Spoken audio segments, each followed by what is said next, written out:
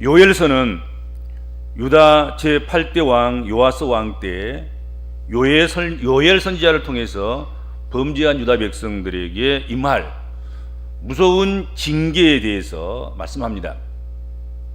그리고 그 징계를 유다 백성들이 피할 수 있도록 하기 위해서 주신 그런 요엘서 1장 4절에 보면 팥중이가 남긴 것을 메뚜기가 먹고 메뚜기가 남긴 것을 느치가 먹고 느치가 남긴 것을 황충이 먹었도다 한 것 같이 4대 재앙이 이렇게 연속적으로 끝날만 하면 또 끝날만 하면 또 오는 그렇게 임할 것을 말씀하고 있습니다.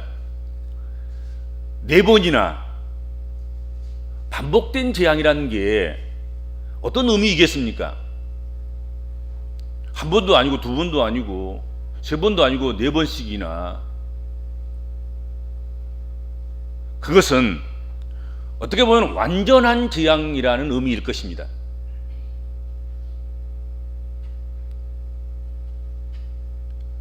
아주 극심한 재앙이라는 그런 의미가 아닐까 생각이 듭니다. 우리가 논을 갈더라도 초벌 갈고 두벌 갈면 재벌 갈면 어지간한 잡초는 다 제거되고 문제성은 다 해결돼서 거기다가 파종을 할 수 있지 않겠습니까? 우리가 밭을 간다 하더라도 초벌 갈고 재벌 갈면 대부분 되는 거지요. 그렇죠? 하나님께서 역사 앞에 역사와 민족과 나라와 그리고 개인 한 사람 한 사람 그 시대나 이런 것들을 갈아엎은다고 하면 한 번 갈고 두 번 갈면 되는 것인데도 불구하고 오늘 성경에 보면 4번을 연속해서 팥중이가 남긴 것은 메뚜기가 먹고 메뚜기가 남긴 것은 느치가 먹고 느치가 남긴 것은 황충이 먹는다. 그렇게 경고하시고 예고하셨습니다. 이러한 일이 있는 날, 이 날을 요엘 선지자는 여호와의 날이라 그렇게 명명했습니다. 이 여호와의 날에는 우리 하나님의 성전에서조차도 기쁨과 즐거움이 끊어질 것이다 그렇게 말씀합니다. 그런데 오늘 본문 말씀은 예고이고 경고임에도 불구하고 과거 완료형을 쓰고 있어요. 그렇죠? 미래형을 써야 되잖아요. 장차 다가올 일에 대해서 지금 경고하고 예고하는 것이니까.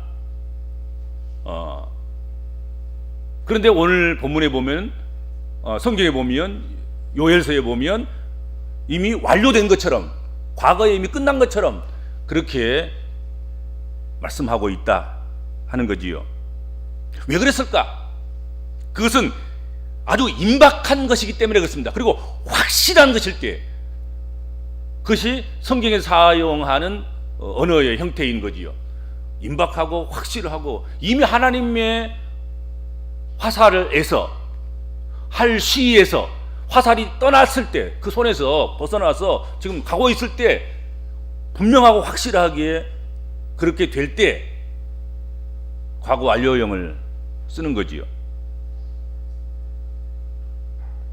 그러므로 유다의 죄악이 최고조에 달했기에 하나님께서 이미 유다의 죄악에 대해서 심판하기로 작정하시고 이미 할 시위에서 화살이 떠난 그런 임박한 상태였다 하는 것을 말씀합니다. 그래서 빨리 회개하려면 빨리 해야 된다. 돌아오려면 빨리 돌아와야 된다. 문제를 해결하려면 지금 빨리 해야 된다. 만약 이제라도 이 경고를 듣고 돌이키면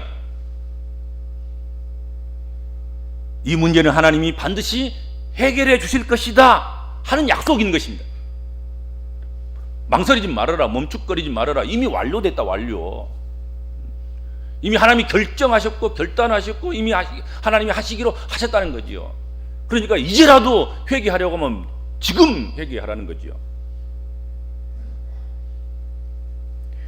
본문 13절에 14절에서 그는 은혜로우시며 자비로우시며 노하기를 더디하시며 인애가 크시사 뜻을 돌이켜 재앙을 내리지 아니하시나니 주께서 혹시 마음과 뜻을 돌이키시고 그 뒤에 복을 내리사 너희 하나님 여호와께 소제와 전제를 드리게 하지 아니하실는지 누가 알겠느냐, 그렇게 말씀하십니다.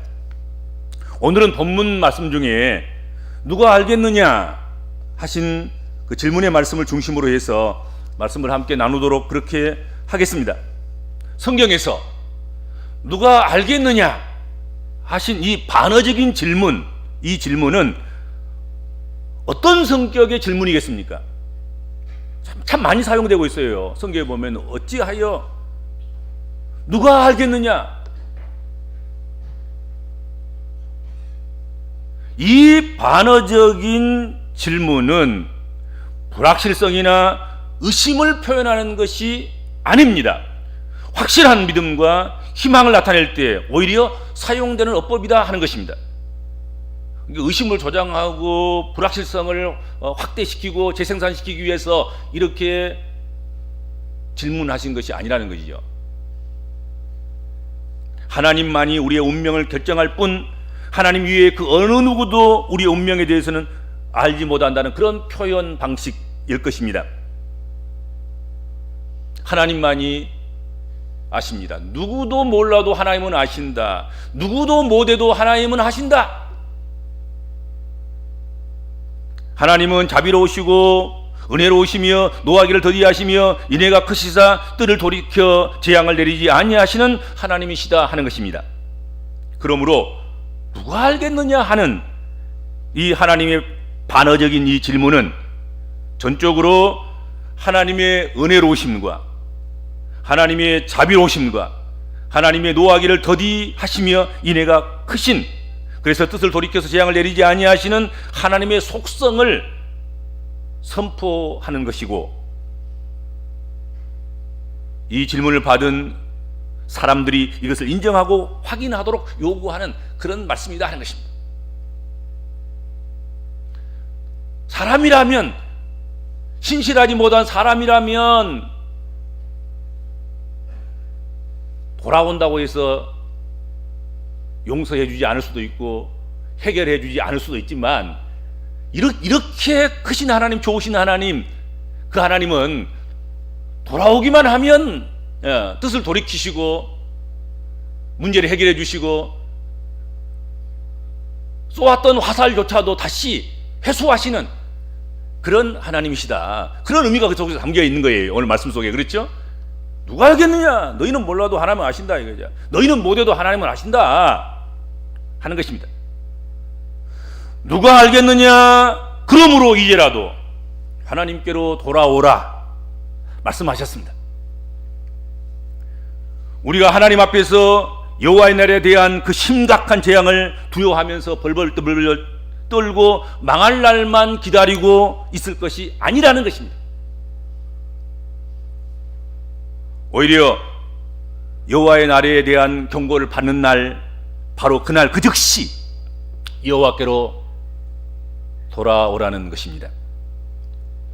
떠난 예배의 자리로, 기도의 자리로, 하나님만이 참 신이라는 것을 믿고 그분을 사랑하는 그 자리로 돌아오라 말씀합니다.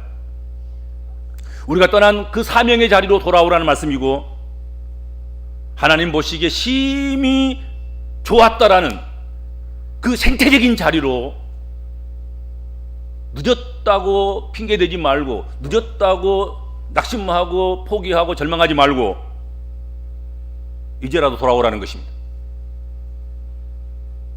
돌아올 때 그냥 돌아오지 말고 금식하고 애통하고 마음을 다하여 주께 돌아오라 말씀합니다. 돌아와야 할 이유는 아주 명료하고 명백합니다. 여호와 하나님만이 유일한 희망이기 때문에 그렇습니다. 여호와 하나님만이 유일한 창조주 하나님이시기 때문에 그렇단 말이죠. 여호와 하나님만이 유일하게 전능하신 하나님이기 때문에 여호와께로 돌아와야 된다 하는 것입니다. 음탕한 고멜이 남편 호세아를 떠나서 방탕하다가 이제는 내 발길을 돌려서 나의 남편, 나의 본 남편에게로 돌아가야지. 그때의 내 형편이 지금보다 얼마나 좋았던가 라고 한 것에 돌아갈 이유가 있는 거지요. 좋다고 좋을 것 같아서 지금 집 나와서 별짓 다 하고 지금 살아가는데, 그래서 다른 남편의 아이도 생산해 보기도 하고 별짓 다 해보았는데, 아무리 지금 좋은 모든 것들이 내 남편, 본 남편 그 안에서 살아갔던 그 가난한 시절에 그런 시절보다도 못하다는 거지요. 근데 최종적으로는 이제 나 그만 방황할래, 본 남편에게로, 호세아에게로 돌아갈래, 그렇게 하는 거예요. 탕자가 아버지 집을 떠나서 허랑방탕하게 살다가 있는 거 다 허비하고 나중에는 돼지 우리에 들어가서 돼지를 치고 돼지가 먹는 지엄 열매를 먹는, 여러분 유다인들에게 있어서는 이 돼지는 가장 천박한 거예요. 떨어져도 그만큼 떨어진다는 것 자체는 그것은 불가능한 일인 거예요. 유대인들이 돼지나 치고 돼지의 쥐엄 열매를 먹는 그 자리까지 간다는 것은, 유대인들은 돼지고기를 안 먹어요. 먹지 못할 부정한 식품으로 여긴단 말이죠. 그런데 돼지를 쳐야 하고 돼지가 먹는 쥐엄 열매를 먹는 자리까지 떨어진 거예요. 갈 때까지 간 거지요. 그 자리에서 이 탕자가, 부잣집 둘째 도령님이 깨달은 거예요.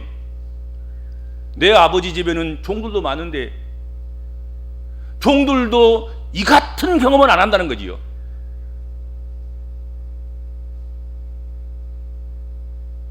내 아버지 집에서 가장 나쁜 추억이 여기서 가장 좋은 추억보다 훨씬 좋구나, 그걸 깨달은 거예요. 그러니까 안 돌아갈 이유가 없는 거지요.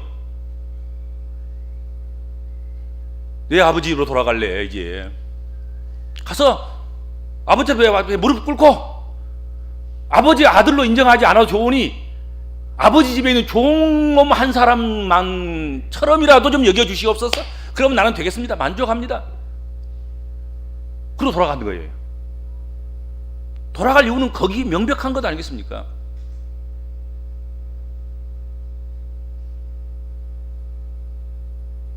돌아올 때 너희는 옷을 찢지 말고 마음을 찢고 너희 하나님께로 돌아오라, 오늘 성경에 말씀하고 있습니다. 돌아오는 거 중요합니다. 그러나 정말로 중요한 것은 무엇입니까? 돌아옴의 정도인 거예요.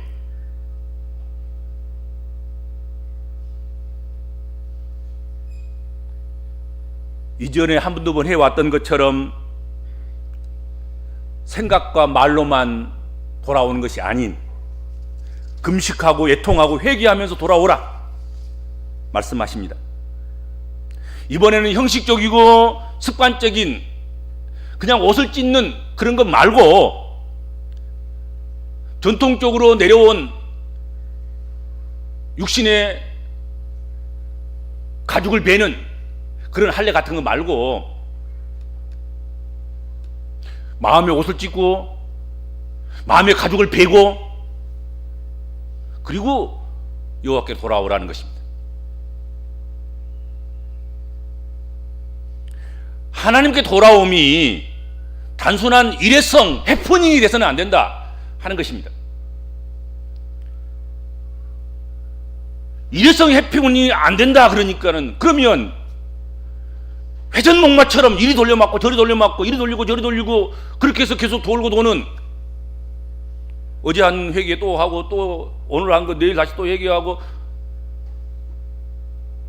그런 것이 돼서도 안 된다 하는 것입니다. 돌아옴의 그 방향성은 잡혀갔던 포로가 종노릇하고 노예 생활했던 그 사람이 속죄, 속량, 값을 지불하고 그래서 해방받은 그 돌아옴으로 다시는 그곳에 돌아가고 싶지 않는, 다시는 그곳에 돌아갈 수 없는 정해진 방향으로만 나아가는 그런 돌아옴, 그런 회개해야 된다는 것입니다. 오늘 성경에 보면 이게 회개의 정도가 대단히 중요한 것입니다. 얄팍하게 가지고 막 얄팍하게 세상에서 그냥 닳고 달아가지고 그것을 교회까지 와가지고 하나님 앞에까지 와가지고 닳고 다른 대로 그렇게 얄팍하게 회개하고 말이지, 해프닝으로 해적목마로 그냥 돌고 그냥 늘 하는 것들처럼 그렇게 하지 말고, 포로되었던 내가 자유인이 된 것처럼 다시는 포로되기 싫지. 이제 자유가 얼마나 놀랍고 자유가 얼마나 크고 자유가 얼마나 가치 있는 것을 아는데 이제 또다시 그런 짓을 하겠냔 말이에요. 미얀마가 이번에 그걸 아는 것 같아요.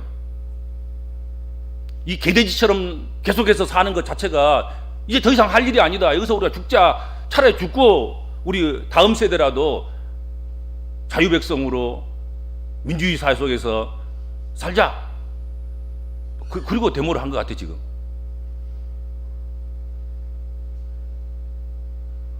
우리가 가서 싸울 수는 없지만 우리 강주 시민들은 우리 아픔을 같이 우리도 그런 아픔을 겪었기 때문에 위에서 기도해 줘야 될 줄로 믿습니다. 그렇죠?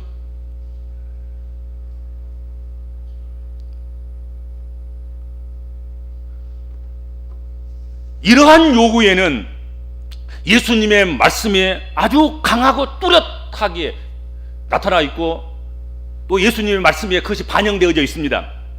나더러 주여 주여 하는 사람이라고 해서 다 하늘나라에 들어가겠느냐?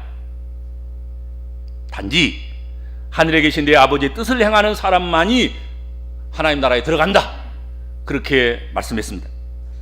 주여 주여 회개는 그 안한만 못하다 그거 괜히 그 건드려 부스럼만 만드는 것이니까 그거 하지 말고 하나님의 뜻대로의 회개를 해야 된다.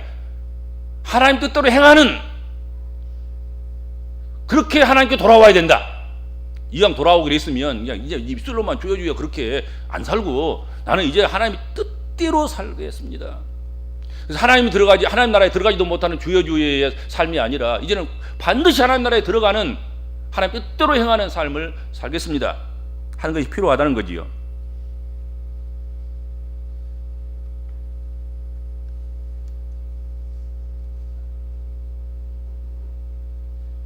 그리하면 그는 은혜로우시며 자비로우시며 노하기를 더디하시며 인애가 크시사 뜻을 돌이켜 재앙을 내리지 아니하시나니 주께서 혹시 마음과 뜻을 돌이키시고 그 뒤에 복을 내리사 너희 하나님 여호와께 소제와 전제를 드리게 하지 아니하실는지 누가 알겠느냐?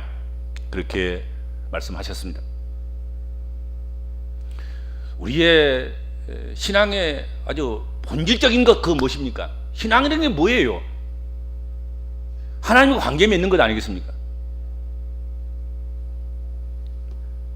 하나님의 관계가 잘못되었을 때 개인의 역사나 나라와 민족의 역사나 그 시대의 역사가 문제가 발생하게 됩니다. 그러나 하나님께 돌아와서 관계가 회복되었을 때 개인의 역사도 반드시 전환합니다.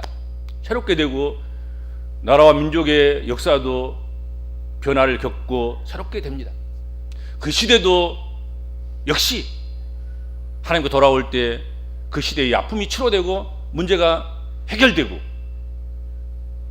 그리고 하나님 보시기 좋은 그런 미래가 열려지게 되더라 하는 것입니다.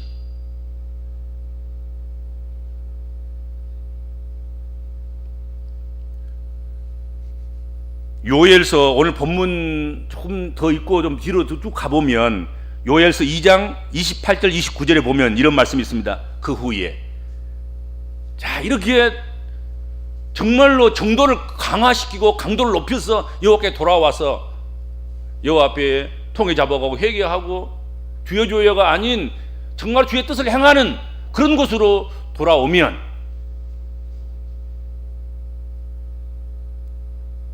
그 신실하신 하나님께서 그 후에 내가 내 영을 만민에게 부어주어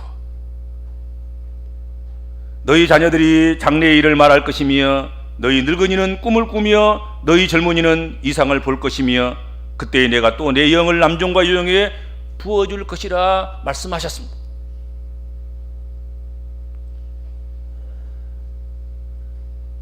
하나님께서 돌아오면 일회성이 아니라 습관적으로가 아니라 정말로 하나님께 돌아오면 하나님께서는 하나님의 영을 그들에게 부어주신다 말씀하십니다.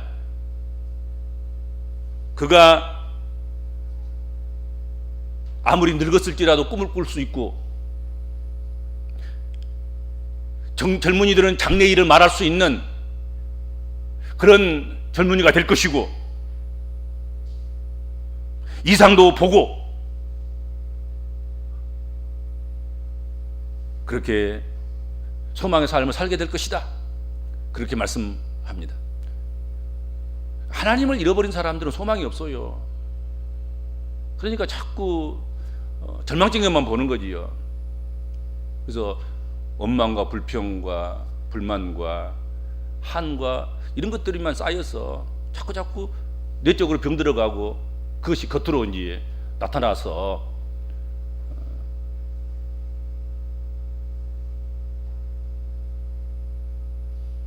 사회의 시스템의 부적응자로 그렇게 나타나게 되는 것입니다. 그렇지 않습니까? 참 안타깝죠.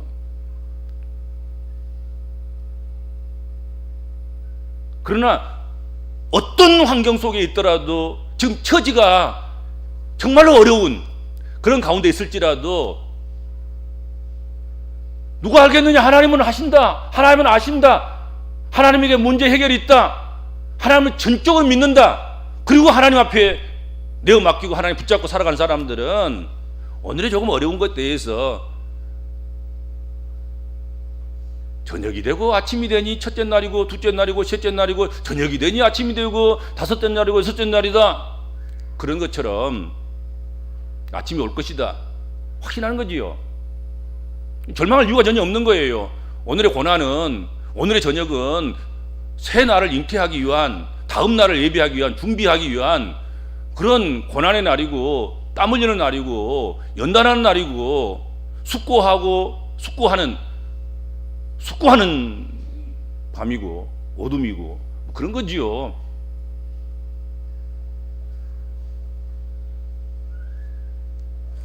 그런데도 불구하고 우리 예수 믿는 사람들도 가끔 또 의문을 제기하기도 하고 의심이 들기도 하고 그러지요. 우리가 하나님께로 돌아가기만 하면 우리에게는 과연 구원받을 수 있다는 보장이 있는가? 정말로 용서가 이루어질까? 부어주시겠다는 하나님의 영은 정말로 부어질까? 그런 의문이 생기고 그런 물음이 있는 거지요. 고뇌하는 것. 신앙이라고 고뇌가 없는 건 아니에요. 확실하게 믿음을 붙잡고 살아가는 사람이라고 해서 우혹이 없거나 전혀 불가지론에 빠지지 않거나 회의론자가 되지 않거나 뭐 그러진 않지요. 그럴 때도 있어요. 혼란이 오기도 하고 의심도 들기도 하고 자꾸 물어보기도 하고 하나님 앞에 나와서 거기에 대해서 하나님의 성경적인 답 그게 뭐냐면 누가 알겠느냐 하시는 말씀입니다. 우리의 현실에 대한 모든 종교적인 그리고 철학적인 인생관적인 그런 신앙적인 성서의 유일한 답변 그것은 누가 알겠느냐 하시는 말씀입니다. 누가 알겠느냐?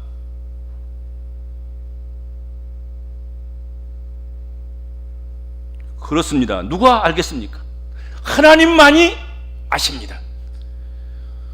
오늘 우리가 겪는 일을 사용하셔서 하나님의 놀라운 일을 이루실지 아니하실지 누가 알겠는가? 근데 미리서 절망하고 포기하고 낙심하고 안 된다. 별짓 다 해도 구원받을 수 없다. 별짓 다 해도 용서받을 수 없다.